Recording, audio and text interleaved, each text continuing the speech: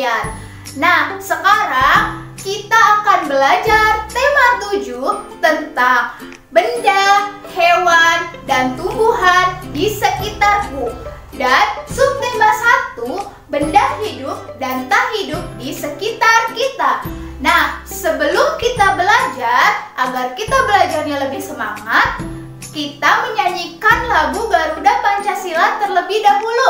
Ayo, kita nyanyikan bersama-sama. 1, 2, 3. Garuda Pancasila, akulah pendukungmu, patriot proklamasi, sedia berkorban untukmu. Pancasila dasar negara, rakyat adil makmur sentosa, pribadi bangsaku. Ayo maju, maju, ayo maju, maju, ayo maju, maju. Nah, dari lagu Garuda Pancasila tersebut, siapa yang dapat menyebutkan Pancasila dari sila pertama sampai sila kelima? Nah, sekarang kita hafalkan bersama-sama terlebih dahulu ya. Ayo, 1, 2, 3. Pancasila. 1. Ketuhanan yang Maha Esa. 2. Kemanusiaan yang adil dan beradab. 3. Persatuan Indonesia. 4. Kerakyatan yang dipimpin oleh hikmat kebijaksanaan dalam permusyawaratan perwakilan. 5. Keadilan sosial bagi seluruh rakyat Indonesia. Dari kelima sila Pancasila tersebut pasti memiliki lambangnya masing-masing. Coba, sila pertama Pancasila, lambangnya itu apa ya? Iya, sila pertama Pancasila itu lambangnya adalah bintang. Lalu, sila kedua Pancasila itu lambangnya apa ya? Iya, sila kedua Pancasila lambangnya adalah rantai.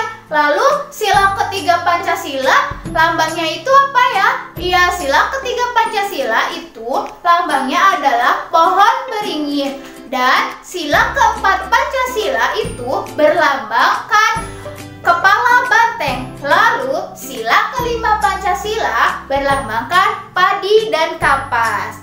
Nah, dari kelima sila tersebut juga, di situ juga ada yang merupakan benda hidup dan tak hidup. Nah, contohnya, kalau untuk sila keempat Pancasila itu tadi apa ya gambarnya? Iya, sila keempat Pancasila itu berlambangkan kepala banteng. Nah, kepala banteng itu berarti benda hidup atau tak hidup?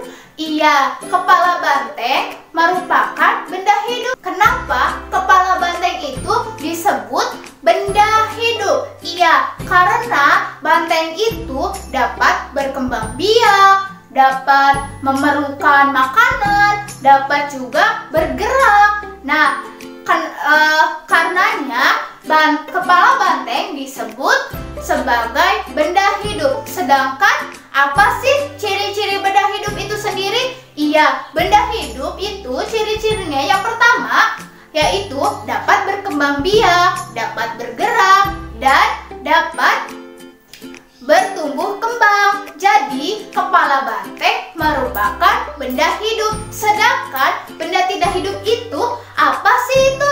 Iya, benda tidak hidup itu merupakan benda yang tidak dapat bergerak, tidak dapat berkembang biak, dan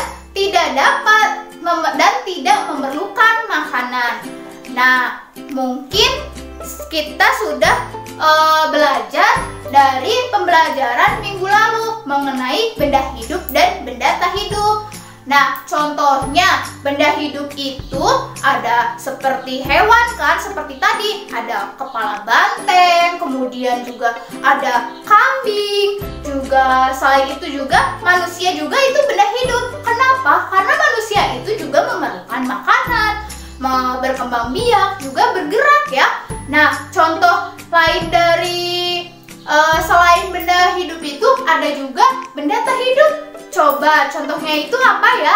Iya, contohnya yaitu ada kursi ya. Selain kursi juga ada meja, ada juga pintu, lemari, dan juga masih banyak lagi ya. Nah, itu merupakan benda tak hidup.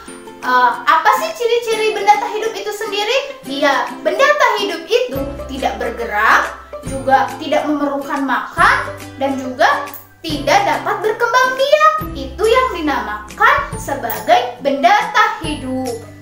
Selain belajar tentang benda hidup dan tak hidup, kita juga akan belajar mengenai nama dan lambang bilangan. Apa sih nama dan lambang bilangan itu? Iya, nama dan lambang bilangan jika nama itu ditulis menggunakan huruf dan jika lambang itu ditulis menggunakan angka. Contohnya 52. 52 yaitu lambangnya angka 5 dan 2. Sedangkan jika kita tuliskan menjadi nama bilangan itu, kita tulis menggunakan huruf menjadi 52.